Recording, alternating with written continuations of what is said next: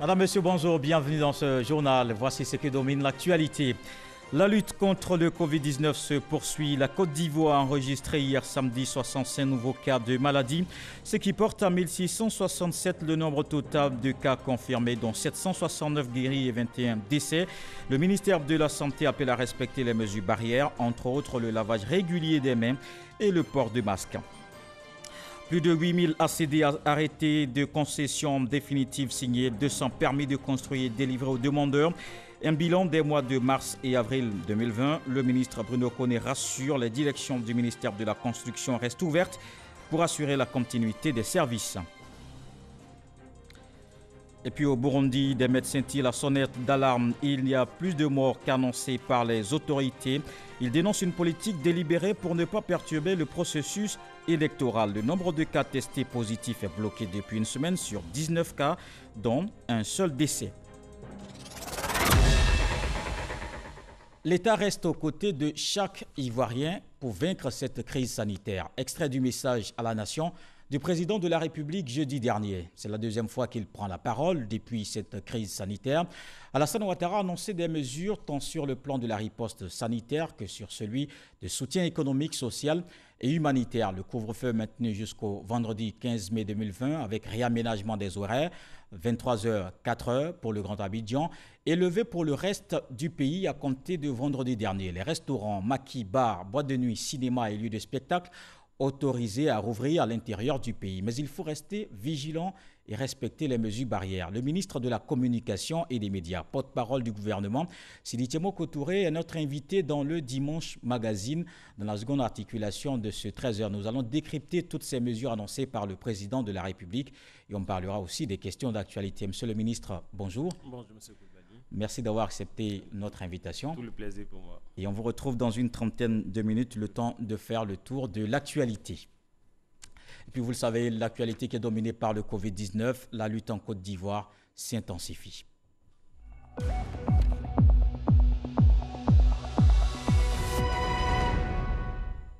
Il faut rester vigilant et respecter les mesures barrières. 65 nouveaux cas de maladie à Covid-19 enregistrés en Côte d'Ivoire hier samedi. On note au total 1667 le nombre de cas confirmés, dont 769 guéris et 21 décès. Les autorités sanitaires ont fait le point de la situation. Je vous propose d'écouter Mamadou Samba. Il est le directeur général de la santé. Le ministère de la Santé et de l'Hygiène publique a enregistré ce jour, samedi 9 mai 2020, 65 nouveaux cas de Covid-19 sur 573 échantillons prélevés, soit 11,3% de cas positifs, 15 guéris et 1 décès.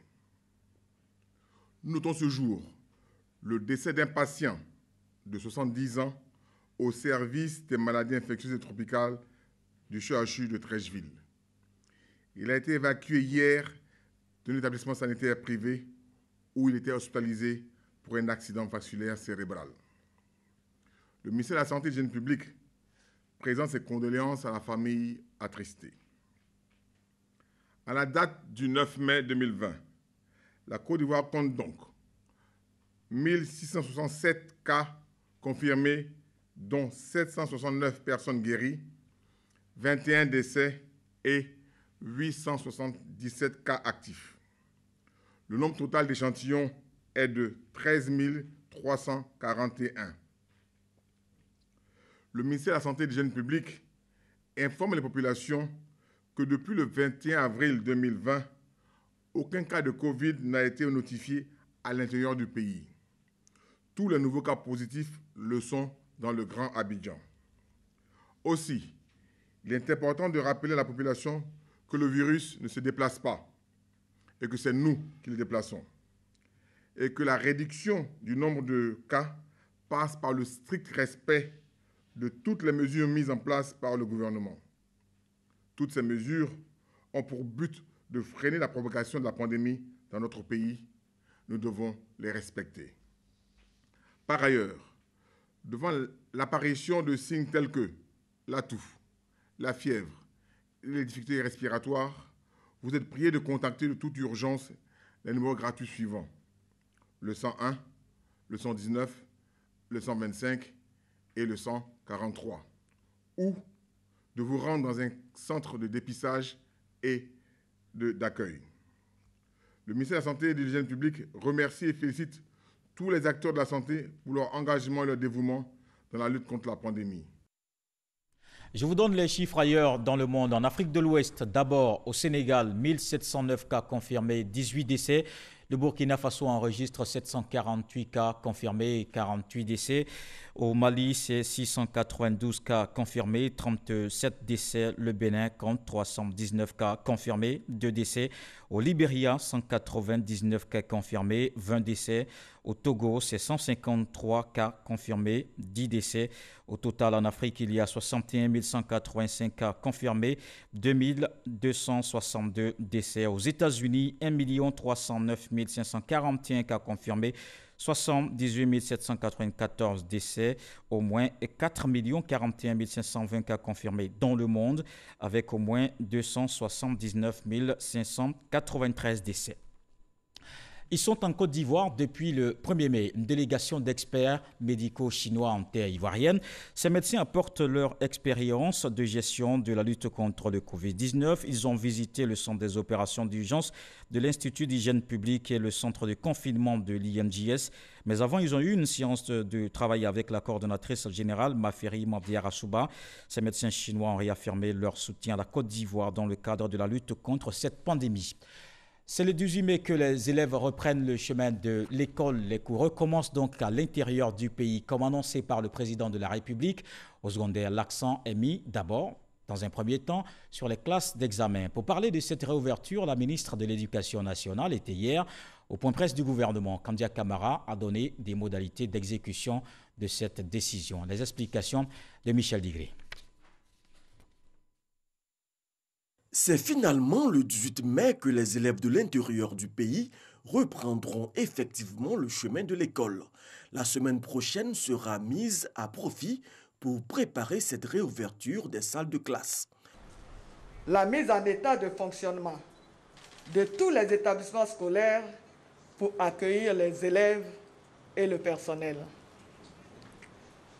La mise en place d'une plateforme pour l'inscription en ligne de tous les élèves, enseignants et personnel administratif confinés à Abidjan afin d'organiser le retour sécurisé de ceux-ci vers l'intérieur du pays du 11 au 17 mai 2020. La reprise des cours induit des réaménagements d'ordre pédagogique. Le réaménagement du calendrier scolaire allant du 18 mai au 14 août 2020, période au cours de laquelle tous les enseignements et évaluations doivent se tenir, en commençant par les révisions et la consolidation des acquis des apprentissages à distance. L'allègement des programmes pédagogiques pour tenir dans le calendrier ainsi établi. Au niveau de l'enseignement préscolaire, l'on note la mise en vacances des tout-petits de la maternelle dont le programme était presque achevé lorsque la mesure de fermeture des écoles est intervenue. Au primaire, un dispositif spécial sera mis en place. Une organisation prudente de l'occupation des salles de classe par rotation, un jour sur deux, entre les classes de CE2, CM1 et CM2 et celles de CP1, CP2 et CE1. Pour ce qui concerne l'enseignement général et technique, des mesures ont été également prises pour atténuer les risques de contamination au Covid-19. Dans les établissements à gros effectifs, l'option d'une rentrée progressive est prise en commençant par les classes d'examen, c'est-à-dire 3e et terminale. La répartition spatiale des élèves dans les salles de classe en tenant compte des mesures et gestes barrières. L'observation méthodique de cette option sur la période de 2 semaines avant d'envisager la rentrée des classes intermédiaires. Le ministre Siandou Fofana, lui, s'est appesanti sur les impacts des dernières décisions prises par le président de la République sur le secteur du tourisme et de l'hôtellerie. À l'intérieur du pays, désormais, le couvre-feu est levé depuis hier, vendredi 8 mai 2020. Les mesures de restriction qui visaient les restaurants, les maquis, les bars, les boîtes de nuit, les cinémas et les lieux de spectacle ont été suspendus ou levés. La mesure de restriction du rassemblement de population initialement plafonnée à 50 personnes passe à 200 personnes. Ce qui voudra dire que désormais, les salles de réunion dans les hôtels et autres lieux d'événements pouvant regrouper 200 personnes sont rendues possibles. Néanmoins, il est impératif que les mesures barrières et de distanciation sociale soient respectées.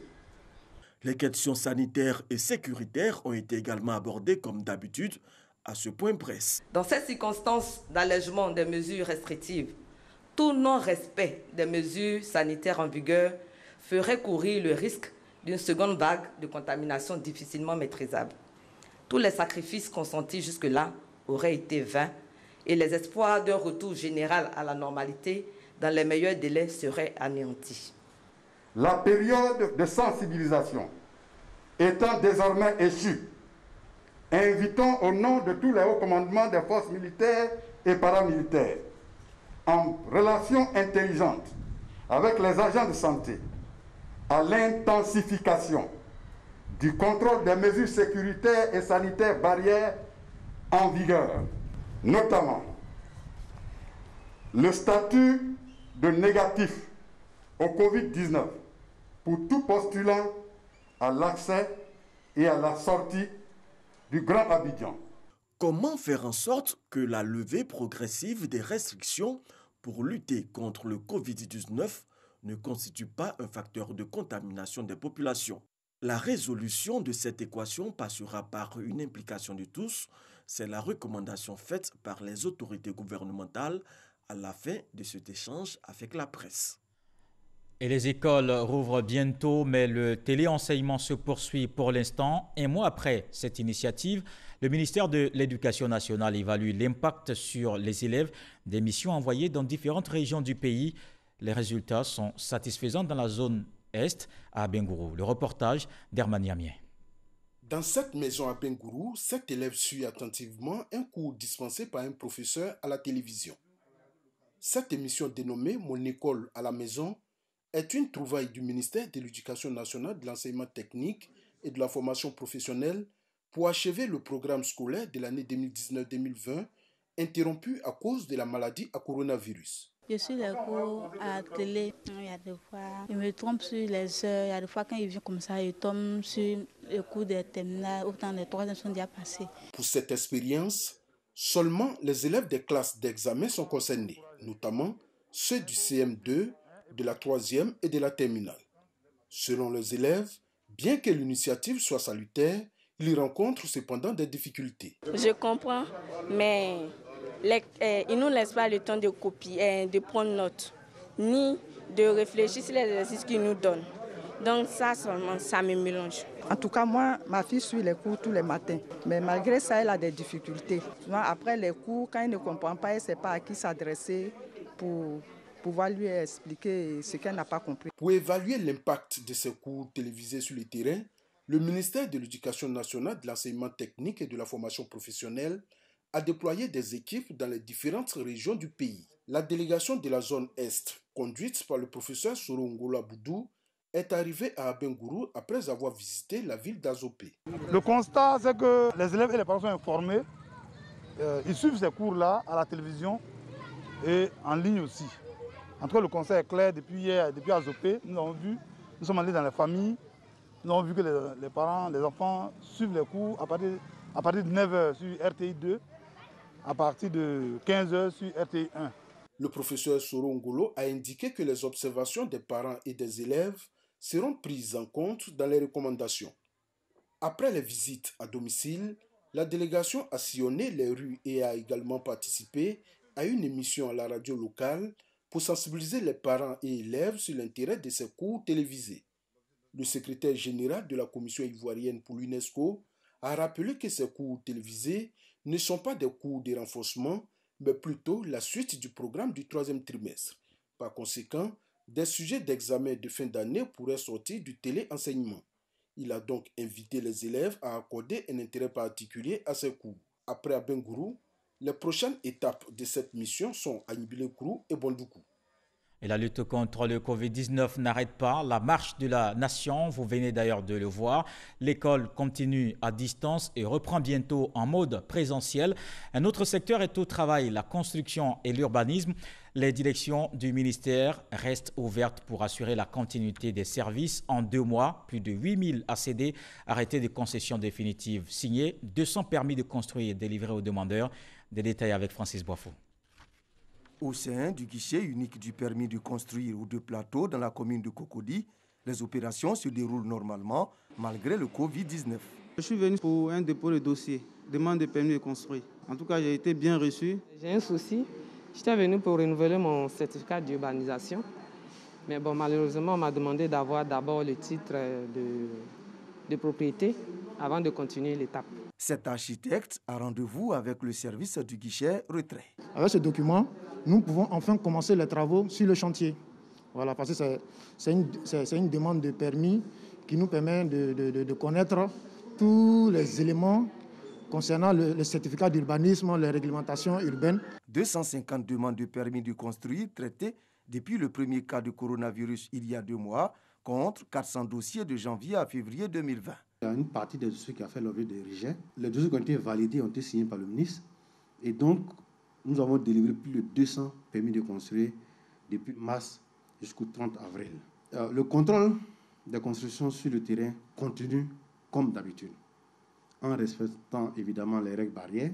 Au guichet unique du foncier au plateau, le directeur Ousmane Koulibaly et ses collaborateurs multiplient les séances de travail pour accélérer le traitement des dossiers. Tous les services du guichet sont ouverts.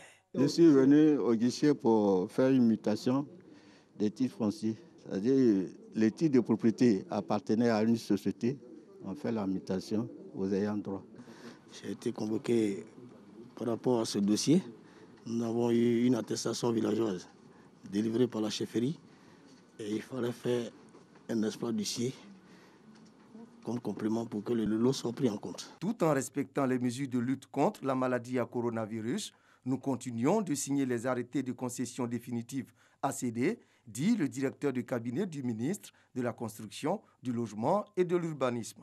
Sur les 11 613 ACD signés de janvier à avril 2020, il y a 8 104 ACD qui ont été signés de mars à avril 2020. Monsieur le ministre Bruno Nabagné-Koné a mis un point d'honneur au traitement des actes du foncier urbain. Il nous a instruit aux fins de limiter au maximum les tracasseries faites aux usagers dans le cadre du traitement de leurs actes.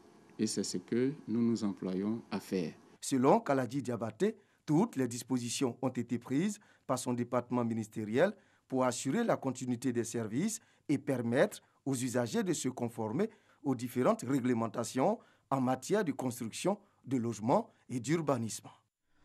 Et dans la lutte contre la pandémie, le gouvernement a édicté des mesures. Les populations invitées à les respecter. Un groupe d'action et de réflexion est sur le terrain. Génération gagnante de la région du Béret a initié une campagne de sensibilisation dans la commune d'Abobo.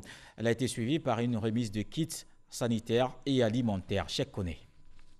Le respect des mesures barrières face au coronavirus tarde à s'ancrer dans les habitudes de la population. Non-port des cache-nez obligatoires, non-respect des mesures de distanciation sont autant d'entorses faites à ces consignes d'hygiène pourtant salvatrices. Quand il porte le cache-nez, bon, ça me gêne un peu, ça me donne un peu la chaleur là. Pour déjà, quand je porte là, ça me fatigue. Mon sourire là, ça me fait mal. Il y en a chez moi, bon, il ne peut pas porter. Sensibiliser chacun à son niveau devient un impératif pour vaincre cette pandémie. Une démarche adoptée par le think tank Génération Gagnante de la section du Béret. Ce groupe de cadres ivoiriens a remis des kits sanitaires et alimentaires aux ressortissants de la région du Béret dans la commune d'Abobo. Nous devons nous associer pour combattre la maladie. Selon les critères de l'État, nous devons respecter les normes. Comme actuellement, c'est ça la possibilité de pouvoir s'en sortir, grâce au bon Dieu, nous devons respecter, encourager l'État par rapport à cette lutte-là. L'occasion a été choisie pour tirer la sonnette d'alarme sur la gravité de la situation et l'urgence qu'il y a de respecter les mesures barrières. Le respect de ces mesures-là fait l'objet de beaucoup de difficultés auprès de nos communautés. Donc il faut intensifier la communication, il faut maintenir la communication. Aucune minute de communication n'est de trop. Aucun jour de communication n'est de trop. Aucun événement qui donne l'occasion de communiquer avec les parents, de sensibiliser nos parents n'est de trop, car notre vie en dépend. Notre système économique en dépend. La GG est une organisation de jeunes cadres ivoiriens. Elle s'attelle à mener des actions citoyennes pour le développement de la nation. Je vous emmène à présent dans le centre de la Côte d'Ivoire. Retrouvez Kader Sogodogo. Vous le savez, il n'y a plus de couvre-feu à l'intérieur du pays. Certaines activités ont repris. Mais attention, cela ne signifie pas la fin de la pandémie du coronavirus. Notre reporter était à Katiola, chef-lieu de la région du Hambol, où le maire Kamara Thomas s'implique dans la lutte contre la maladie. Il invite les populations à la vigilance. Le maire de Katiola, Kamara Thomas, initie une rencontre avec les différentes couches sociales de sa ville. L'administration, les chefs traditionnels, les religieux, les acteurs politiques, etc. Ici, le message est clair.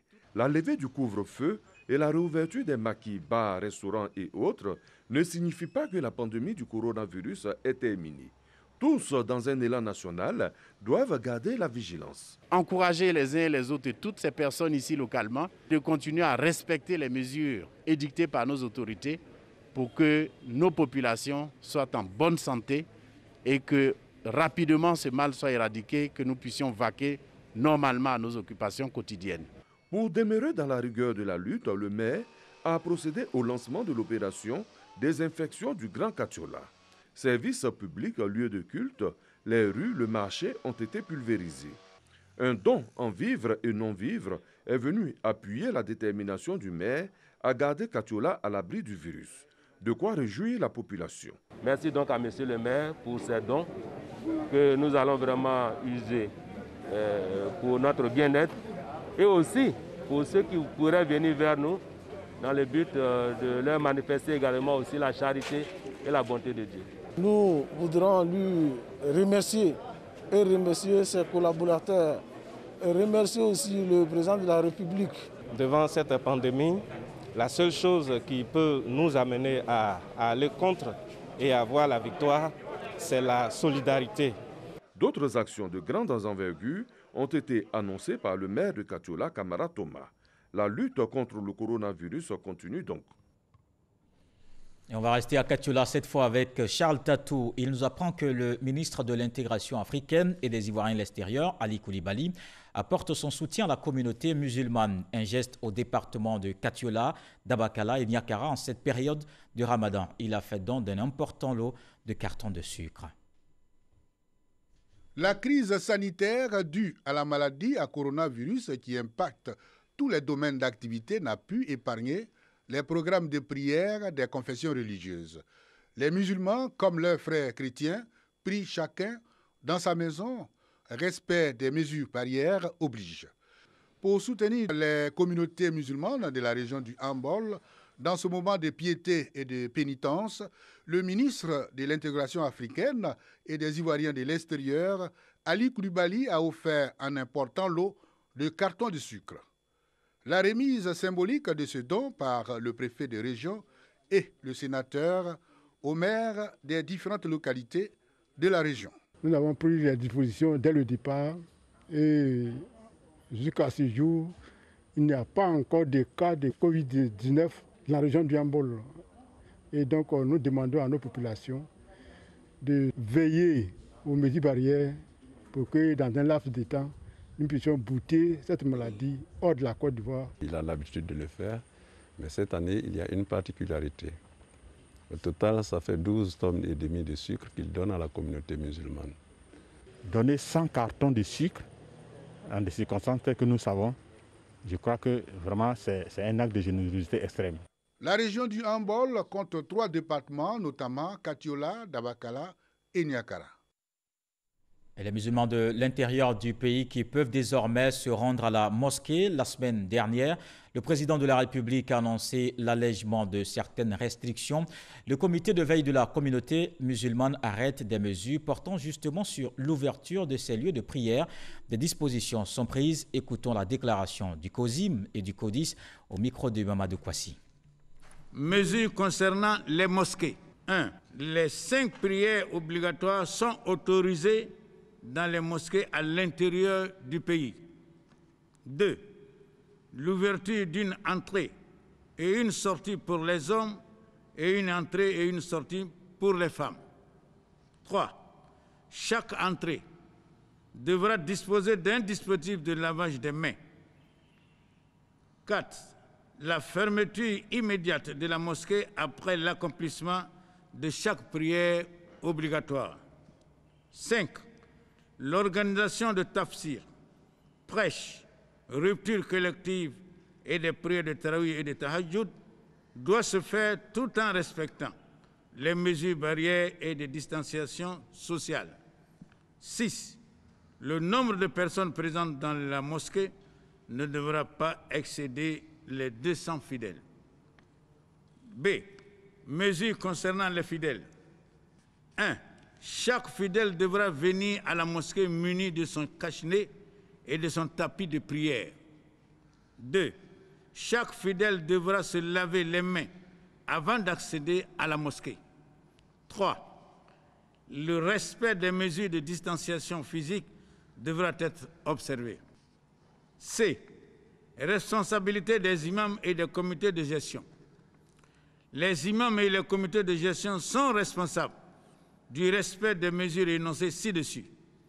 Ils devront par conséquent prendre toutes les dispositions nécessaires à leur stricte application en mettant en place un service d'ordre pour y veiller. En cas de non-respect des dites mesures, leur responsabilité est engagée. Le Grand Abidjan n'est pas concerné par les mesures édictées ci-dessus. Et dans cette situation de crise sanitaire, le mouvement sportif n'est pas en marge de la mobilisation pour la lutte contre le Covid-19. Le Comité national de soutien aux éléphants a reçu des vivres et kits de prévention. Un don de Louis Abonois, président du conseil d'administration de l'ONEP, Didier Nguessa. Ils soutiennent toutes les équipes nationales de Côte d'Ivoire. Mais aujourd'hui, ils ont eux-mêmes besoin de soutien. Les membres du Comité national de soutien aux éléphants viennent de recevoir ce don de la part d'un amoureux du sport, Louis Abonois Kwaku, PCA de l'Office national de l'eau potable, ONEP. Il remet au CNCE 200 sacs de riz de 100 kg, 9 cartons de gel hydroalcoolique et 500 000 francs CFA en espèces. Nous sommes venus avec quelques dons, avec le Comité national de soutien aux éléphants. Nous parcourons l'ensemble des mesures qui sont en vigueur pour faire barrage à cette pandémie de coronavirus. Le ministère du Sport et le CNCE sont reconnaissants de ce geste de solidarité. Les animateurs du Comité national de soutien aux éléphants sont composés à 80% de personnes exerçant dans les petits métiers. Et Dieu merci, on a des âmes généreuses qui sont venues leur donner déjà un peu pour subvenir à leurs besoins. On a des grandes échéances sportives qui arrivent, dont la CAN 2023 chez nous. Et nous, en tant que membres du Comité national de soutien aux éléphants, nous voulions que le Covid ne passe pas par nous parce que nous voulons avoir toute notre équipe de supporters au complet pour gagner cette CAN chez nous. Venir les assister, leur apporter un minimum tant au niveau des mesures et des moyens pour prévenir la propagation de la maladie que des moyens de subsistance au moment où certains ont leurs activités qui sont arrêtées est un geste louable. Avec ce soutien aux premiers supporters des éléphants, le match contre le Covid-19 est gagné d'avance. Et dans le reste de l'actualité au Burundi, des médecins tirent la sonnette d'alarme. Ils alertent sur des refus de tester des malades présentant des symptômes au coronavirus, des cas cachés notamment dans un hôtel ou encore de nombreuses personnes tuées. Ils dénoncent une politique délibérée pour ne pas perturber le processus électoral. Le compteur des cas testés positifs est bloqué depuis une semaine sur 19 cas, dont un seul décès. Officiellement, la situation est totalement maîtrisée dans ce pays, selon les autorités.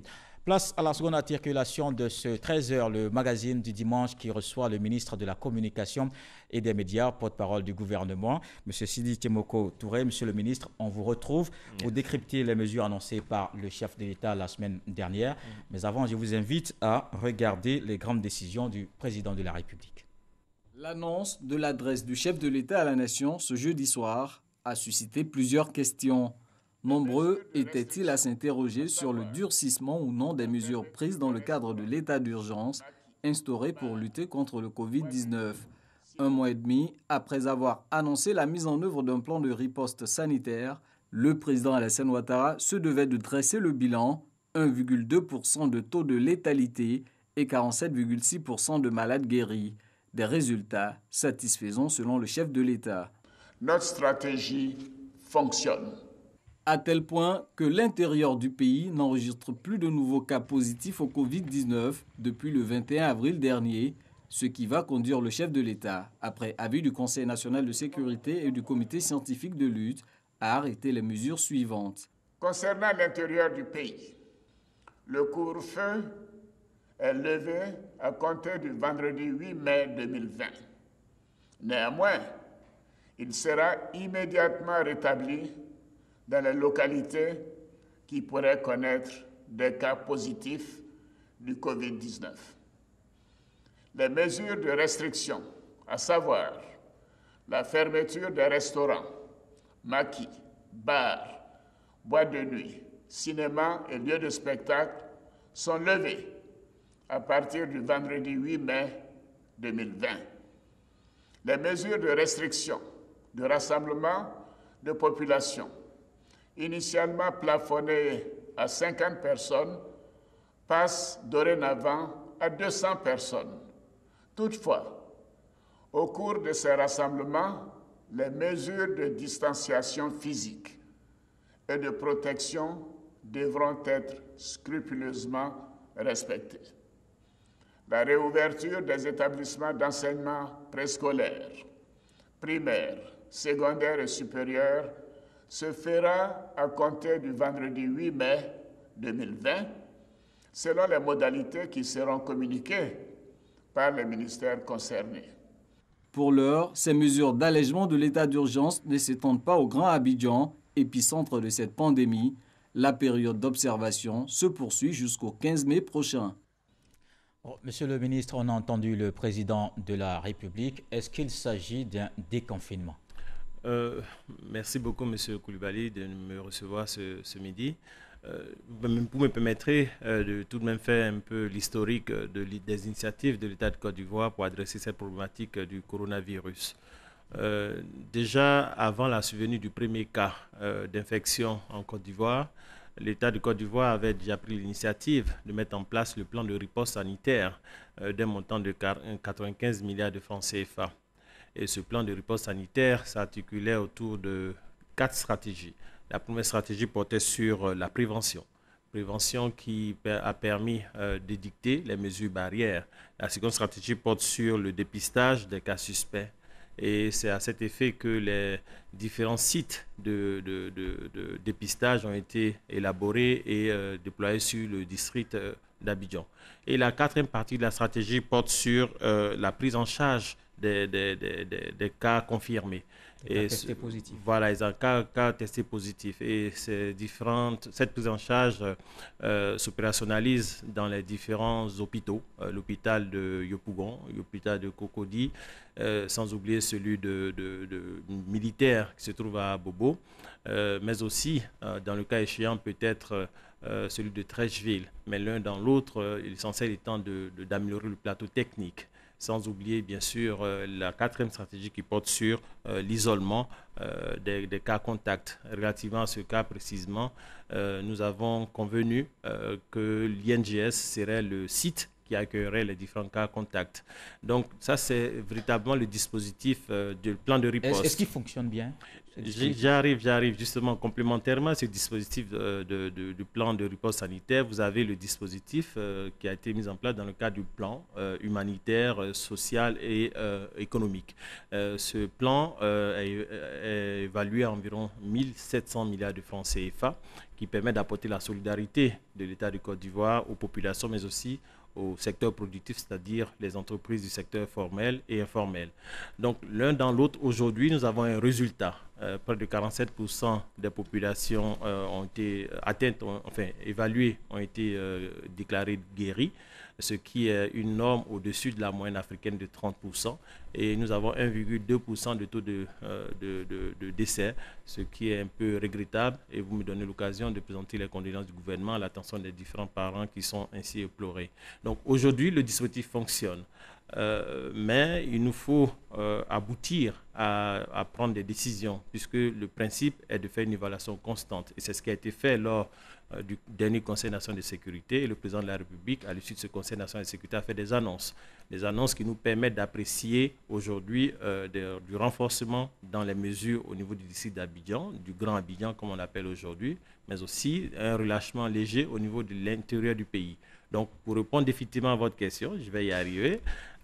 Il s'agit plutôt d'une période d'observation qui devrait nous permettre, si on constate quelques problèmes ou bien des survenus de cas de coronavirus dans une quelconque localité, bien sûr, la localité sera ramenée dans les contingences de restriction. Parce que c'est déconfinement qui ne dit pas son nom, alors qu'on a des cas qu'on continue d'enregistrer. À quel moment on atteindra le pic, monsieur le ministre? Dans la stratégie développée par l'État de Côte d'Ivoire, nous ne recherchons pas de pic. Parce que un contaminé, c'est un contaminé de trop. Un mort, c'est un mort de trop. Et donc, la démarche de l'État de Côte d'Ivoire, c'est de marquer beaucoup de vigilance dans le suivi de tout ce processus pour nous rassurer que nos populations soient protégées. L'école reprend à l'intérieur du pays, notamment le 18 mai, mais avec quel mode opératoire? Puisqu'il faut continuer la lutte contre le Covid-19, comment on protège les enfants, comment on protège les enseignants? Madame la ministre de l'Éducation nationale, déjà dès hier, sur vos différents plateaux, a commencé à édicter les différentes mesures qui vont être mises en œuvre. Vous vous souviendrez, dans un de vos éléments, elle a établi la période de reprise scolaire à partir du 18 mai jusqu'au 14 août. On l'a entendu en début voilà, de journal. Effectivement. Et déjà, dès la semaine prochaine, c'est-à-dire demain, lundi 11 mai, il y aura la rentrée académique avec les différents enseignants qui vont mettre en place le dispositif qui accompagnera les différents enfants. Il reste entendu que les modalités définies sont en l'occurrence la rotation, si nécessaire, dans les différents établissements et le respect des mesures de distanciation sociale. Mais à Abidjan, on commence les cours quand? Abidjan, les cours ont déjà démarré. Hein. Vous avez à distance, oui, mais c'est sur les antennes de la RTI, exactement, la télé, la radio. C'est un partenariat que nous saluons énormément, qui a fait ses preuves, qui est aujourd'hui qui est un succès à travers la télévision, le retour de l'école dans la télévision. Donc, je pense qu'avec Abidjan spécifiquement adressé, il y aura un renforcement de ce dispositif qui permettrait de tirer les leçons et pouvoir aller beaucoup plus loin pour accompagner nos enfants. Voilà. Alors, comment les élèves du Grand Abidjan vont rattraper ce retard par rapport à ceux de l'intérieur du pays? Madame la ministre de l'Éducation nationale est en train de certainement développer les initiatives, mais pour ce qui concerne l'éducation à la télévision, il y aura un renforcement du dispositif. C'est ce que je peux vous dire pour le moment. Est-ce que le calendrier des examens à grand tirage va être modifié? Vu que la rentrée des cours a été réadaptée, réaménagée, il reste évident qu'il y aura un impact sur le calendrier des examens à grand tirage. Donc, nous attendrons l'annonce de Madame la ministre de l'Éducation nationale sur ce sujet. Alors, Monsieur le ministre, il y a aussi le cas des élèves et enseignants qui sont dans le Grand Abidjan, mais qui doivent repartir pour l'intérieur du pays. Est-ce qu'il y a des dispositions pour ces personnes? Oui, j'ai entendu Madame la ministre annoncer déjà qu'ils s'inscrivent en ligne sur une plateforme qui a été ouverte à leur attention. Ils seront effectivement dépister pour nous rassurer qu'ils ne sont pas porteurs des différents gemmes avant de pouvoir se redéployer sur le terrain à l'intérieur du pays. Et ceci concerne aussi bien les enseignants que les élèves qui sont revenus à Abidjan après l'arrêt des différents cours. Une question d'actualité, Monsieur le ministre, porte-parole du gouvernement. Nous sommes en année électorale. La crise sanitaire continue. Est-ce que ça va bouleverser le calendrier électoral?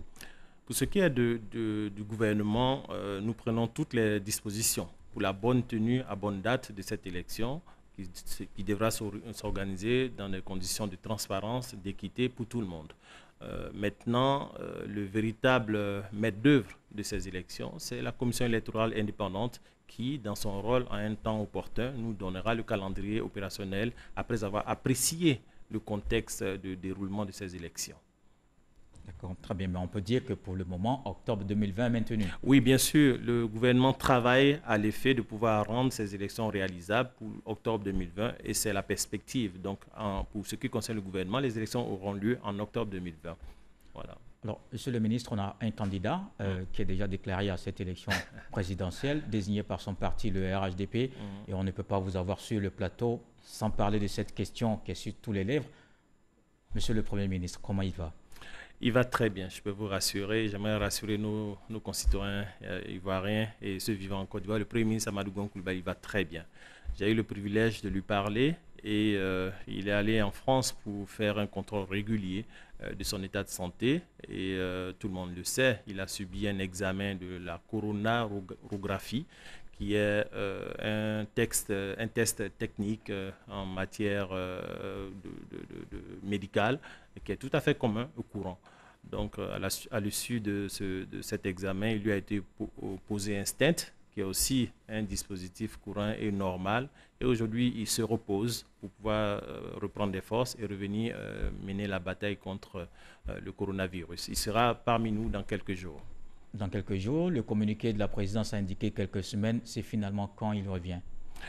Dans quelques jours. Quelques jours, c'est identique à quelques semaines.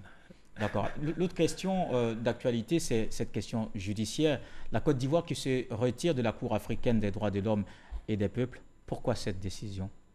Cette décision a été prise après l'observance d'une immixtion et de décisions pas du tout acceptables prises par cette Cour à travers certaines décisions. Lesquelles? Écoutez, nous avons entendu cette Cour relativement intimer des instructions relativement à notre dispositif juridictionnel et ceci n'est pas du tout acceptable. Vous parlez de l'affaire Guillaume Soro? Entre autres, je n'aimerais citer personne ici sur ce plateau, mais en tout état de cause, la décision de la Côte d'Ivoire a été de retirer, la reconnaissance, ne pas reconnaître la compétence de la Cour. Et d'ailleurs, cette reconnaissance de la compétence de la Cour est facultative en réalité. Et la retirer n'a aucun impact, d'autant plus que la Côte d'Ivoire demeure partie prenante de cette Cour africaine des droits de l'homme et des peuples. Alors, plusieurs ONG ont estimé qu'il y a un recul. Ils ont fait des déclarations. Quelle est la réaction du gouvernement? La Côte d'Ivoire est toujours partie prenante de la Cour africaine des droits de l'homme et des peuples. Donc le dispositif de reconnaissance n'était que provisoire et pas du tout imposable à l'État de Côte d'Ivoire. Donc c'est une appréciation qui est faite du point de vue de la légitimité des initiatives du gouvernement. Alors que le gouvernement avait salué cette décision en sa faveur quand la Cour africaine des droits de l'homme et des peuples avait débouté le PDCI-RDA dans l'affaire de la réforme de la CEI. Le gouvernement ne s'immisce pas dans les procédures judiciaires. Nous apprécions, nous prenons acte. Et donc, ça a été le cas pour chacune des décisions qui ont été prises. Nous n'avons jamais manifesté et salué quoi que ce soit. Nous avons pris acte. Donc, ce n'est pas notre rôle de prendre position dans quelque dispositif judiciaire que ce soit. Et si on revenait à l'affaire Guillaume Soro, la Côte d'Ivoire, qui n'entend pas exécuter évidemment ces recommandations de la Cour africaine des droits de l'homme, a jugé l'ancien président de l'Assemblée nationale, il a 20 ans. Est-ce que la Côte d'Ivoire va demander par exemple à la France d'extrader l'ancien président de l'Assemblée nationale? La procédure judiciaire est en cours et nous ne commentons pas de procédure judiciaire. Donc laissons les choses s'exécuter et ici, il doit être extradé, sera extradé en temps opportun. Est-ce que vous ne pensez pas, comme disent certaines personnes, qu'il y a comme une sorte d'empêchement de l'ancien président de l'Assemblée nationale de se présenter à l'élection? Peut-être faut retourner la question autrement. Est-ce que le monsieur dont vous parlez n'a pas précipitamment annoncé sa candidature justement pour pouvoir fuir ces démêlés juridiques qui s'annonçaient, comme il le savait certainement et pertinemment?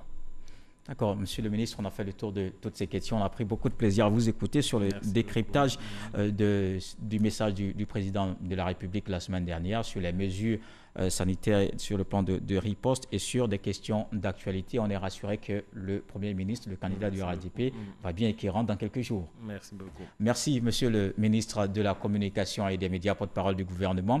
Invité de ce Dimanche Magazine, avec vous, on a décrypté évidemment les grandes décisions du président de la République annoncées la semaine dernière dans le cadre de la lutte contre le Covid-19. Merci à vous de nous avoir suivis. À 20h, vous avez rendez-vous avec Marie-Laure Ngouran et juste après, à 23h, je vous retrouve pour le dernier journal. Excellente journée dominicale.